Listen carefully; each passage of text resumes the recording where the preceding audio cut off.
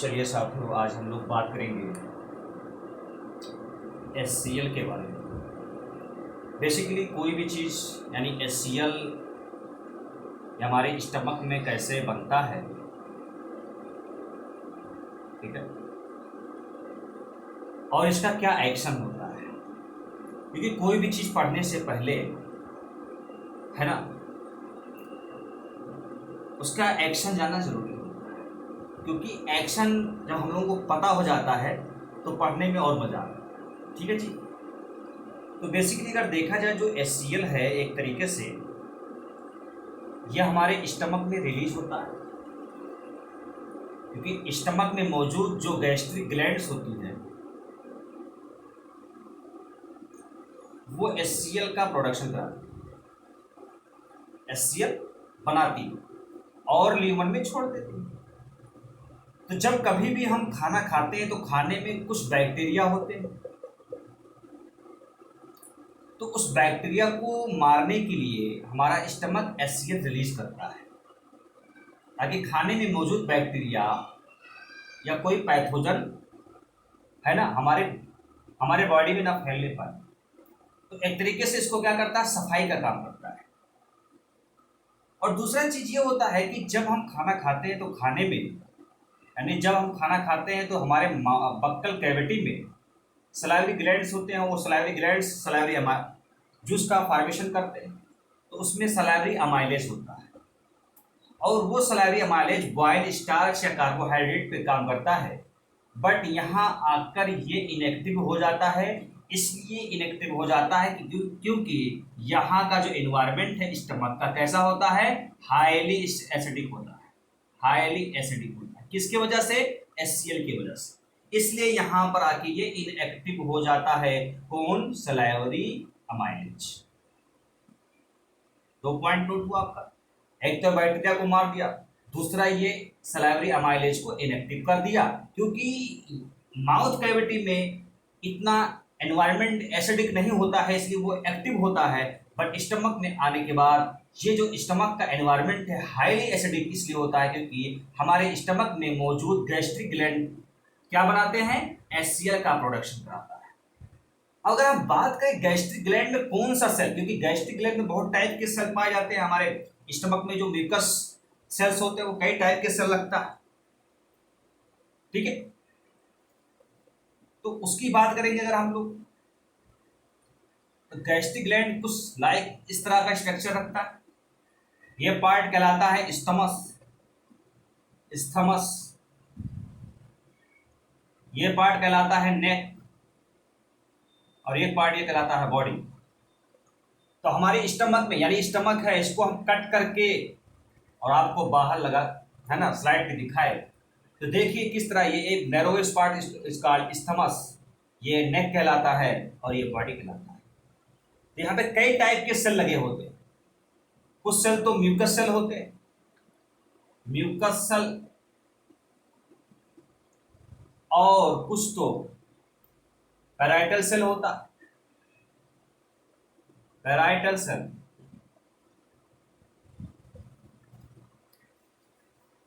उसके बाद ये जो हमारा गैस्ट्रिक ग्लैंड है ये क्या रखता है, एंटेरोक्रोमाफिन सेल। क्या रखता है, एंटेरोक्रोमाफिन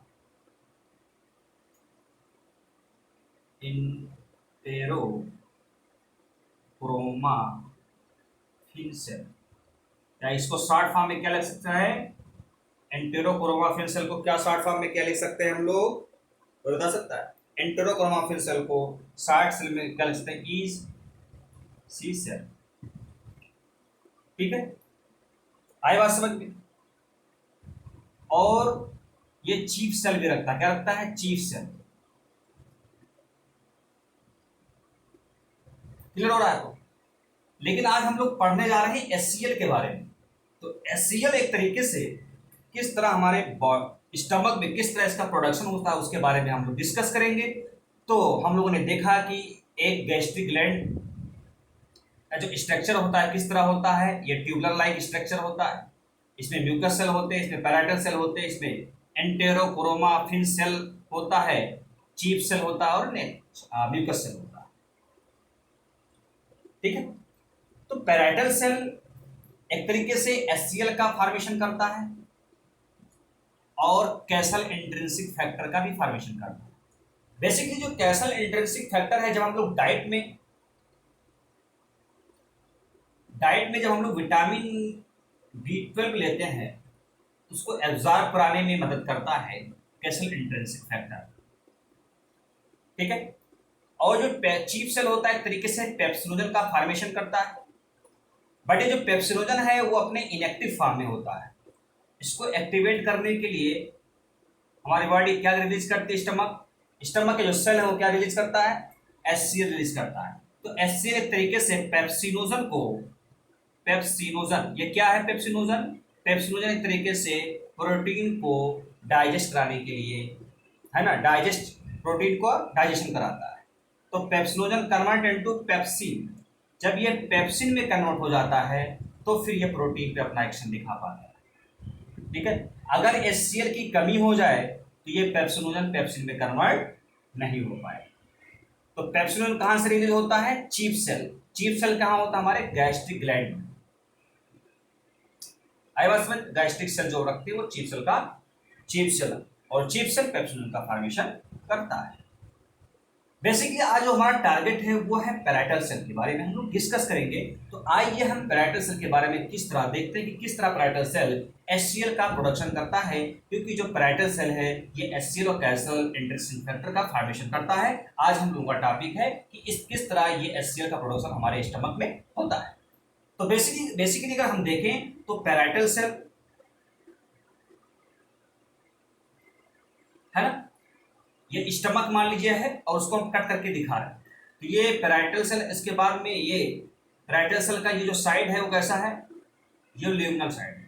यानी ये जो पैराइटल सेल का ये वाला पोर्शन किस साइड में है? ल्यूमन के साइड में, स्टमक के। और ये वाला पोर्शन किस साइड में है? ब्लड वेसल्स के साइड में। ब्लड वेसल आसपास कुछ सेल होते हैं, हम लिखा देते हैं, मान लीजिए चीफ सेल है, लेकिन चीफ सेल को पढ़ना जरूरी। आज हम लोग का नहीं, बाद में डिस्कस करेंगे। हम लोग आज पढ़ने जा रहे हैं HCl कैसे प्रोडक्शन होता है। तो HCl पैराइटल सेल हमने देखा। ये क्या है? Parietal cell.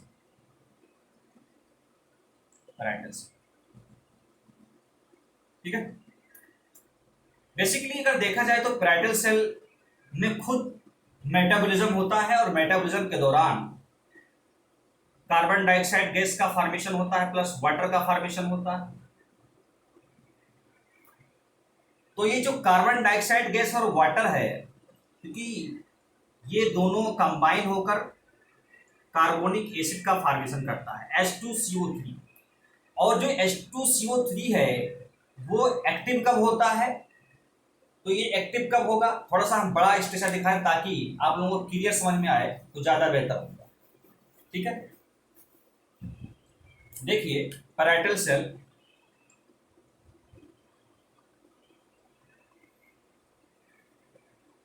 और ये ब्लड वेसल्स है।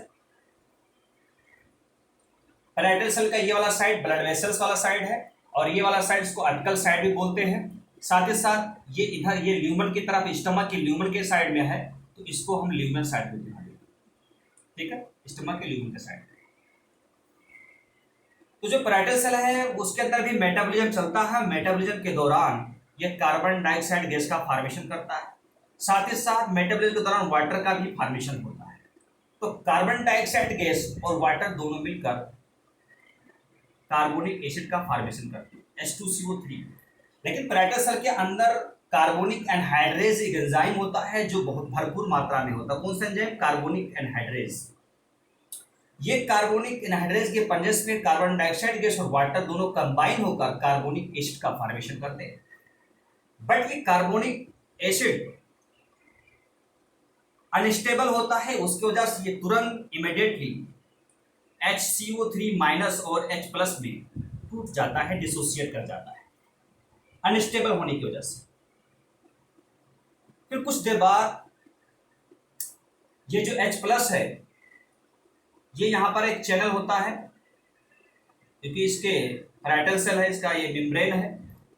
ठीक है। तो यहाँ पे चैनल्स होते हैं और उस चैनल के माध्यम से ये जो H प्लस है वो स्टमक के ल्यूमन में आ जाता है, और साइमल्टेनियसली जो पोटेशियम है वो अंदर आ जाता है। क्लियर हो रहा है चीज? H प्लस बाहर गया, K प्लस अंदर आया, बट ये जो K प्लस अंदर आया है ना, वो क्योंकि यहाँ पे K प्लस का कंसंट्रेशन ज्यादा होता है, इसको बाहर से अंदर जाना चाहिए, बट ये जबरदस्ती आया है। इसके लिए एनर्जी लॉस करती हमारी, है ना, एनर्जी का रिक्वायरमेंट होता है। इसलिए इस पंप को क्या बोलते हैं? H plus K plus ATPase pump, या इसको प्रोटॉन पंप भी बोलते हैं, प्रोटॉन पंप। ठीक है, तो H प्लस ल्यूमन में आ गया और K प्लस अंदर आ गया। इस पंप को क्या बोलेंगे? हाइड्रोजन पोटेशियम एटीपेज पंप या प्रोटॉन पंप। ठीक है ना? क्लियर हो रहा है इतना चीज? उसके बाद होता क्या है कि जो बाइकार्बोनेट आयन है वो इस चैनल के द्वारा, यानी जो इसका साइड, ब्लड वेसल्स के साइड का जो चैनल है वो इंटरस्टिशियल फ्लूइड, ये कौन सा फ्लूइड है? Interstitial fluid. दो सेल के बीच में जो स्पेस होता है उसको क्या बोलते हैं?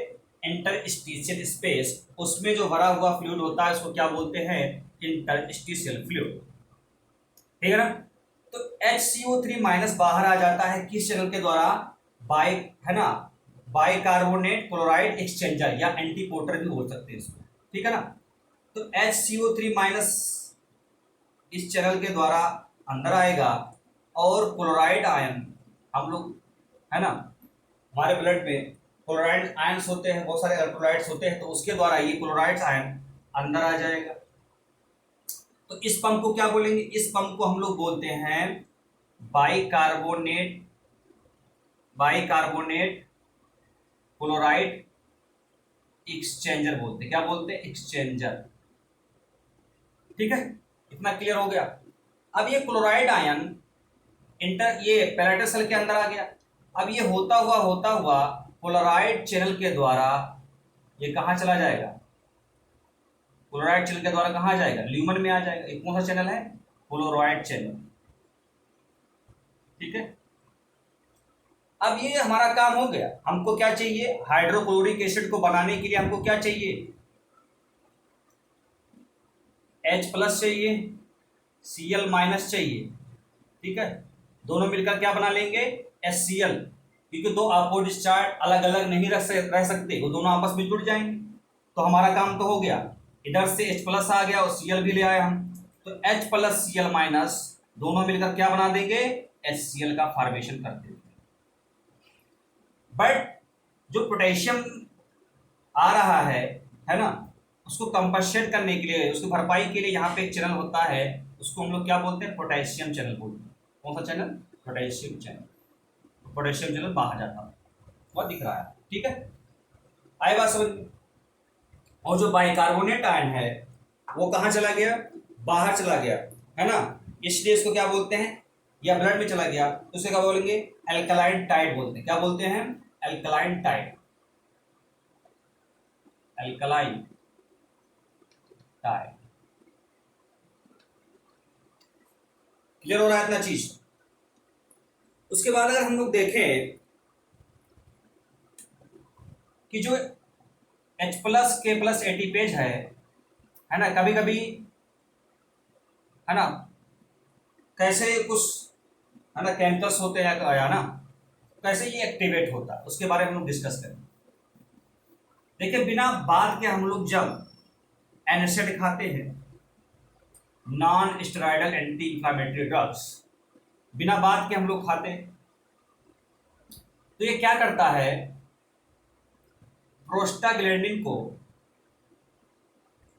प्रोस्टाग्लैंडिन के फॉर्मेशन को क्या कर देता है? ये एनएसएड रोक देता है। और जब प्रोस्टाग्लैंडिन का कंसंट्रेशन कम हो जाएगा तो HCl का प्रोडक्शन ज्यादा होने लगता है।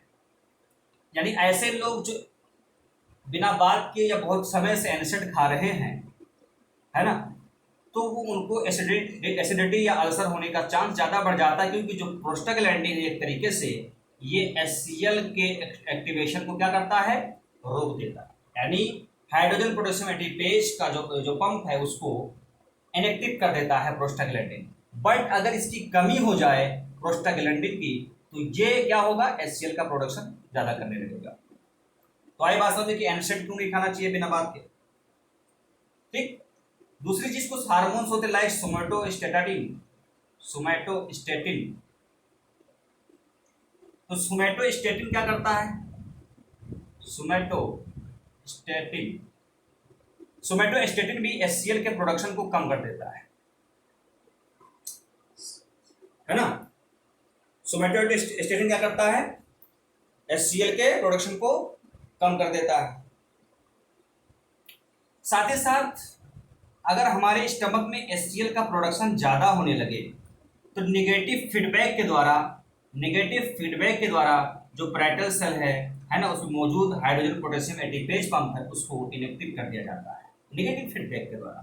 तो तीन चीज हम लोगों ने सीखा कि किस तरह HCl का प्रोडक्शन रोका जाता है, कैसे कम हो जाता है। तो पहला चीज की प्रोस्टाग्लैंडिन है ना, दूसरा चीज HCl ज्यादा रिलीज होने लगे, तीसरा चीज सोमेटोस्टेटिन। और कुछ चीज ऐसे होते हैं जो हमारे HCl के प्रोडक्शन को बढ़ाते हैं, है ना, जैसे हिस्टामिन ये HCl के प्रोडक्शन को बढ़ा देगा, हिस्टामिन है ना। गैस्ट्रिन, क्लियर हो रहा है चीज। तो हिस्टामिन और गैस्ट्रिन और एसिटाइल कोलिन,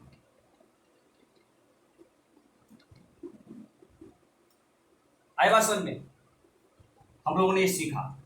अगर हम इसके फंक्शन की बात करें, HCl के फंक्शन की बात करें, तो ये बैक्टीरिया को मारने का काम करता है। पहले तो ये बैक्टीरिया को किल कर देता है, खाने में मौजूद बैक्टीरिया को किल कर देगा। दूसरा, जो सलाइवरी अमाइलेज है उसको क्या कर देगा, इनएक्टिव कर देगा, ठीक है। और आयरन जो फेरिक फॉर्म में उसको फेरस फॉर्म में कन्वर्ट कर देगा, ठीक। जो पेप्सिनोजन है, उसको पेप्सिन में कन्वर्ट कर देगा, ठीक। जब ये इनएक्टिव पेप्सिन में कन्वर्ट हो पाएगा तब ये प्रोटीन का डाइजेशन करा पाएगा, ठीक है। बाकी हम लोग नेक्स्ट लेक्चर में देखेंगे। Thank you very much.